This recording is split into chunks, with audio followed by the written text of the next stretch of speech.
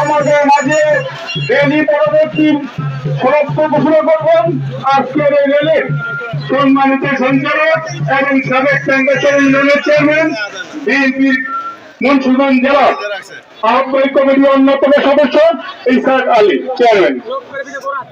বিসমিল্লাহির রহমানির রহিম। সংগ্রামী নেতৃবৃন্দ, আজকে বিভিন্ন ইউনিয়ন থেকে আপনারা স্বতঃস্ফূর্তভাবে 7ই নভেম্বর বিপ্লব সংহতি দিবসের আজকে যে বলি আপনারা সার্থক করে তুলেছেন। এই জন্য বেতনের উপজেলা বিএনপির পক্ষ থেকে প্রতিটি নেতা কর্মী এবং ভাই বন্ধু ধন্যবাদ অভিনন্দন জানাচ্ছি। সংগ্রামী নেতৃবৃন্দ, কামরুজ্জামান রতন সাহেবের পক্ষ থেকে আপনারা প্রমাণ করেছেন বেতনের মাঝে ঐক্যবদ্ধ। একমাত্র চা এবং দাবিদার জনাব কামরুজ্জামান রতন আজকের বিপ্লব সংহতি দিবস বেগম খালেদাকে হাতকে শক্তিশালী করার জন্য হাতকে শক্তিশালী করার জন্য আজকে আমরা প্রমাণ করেছেন।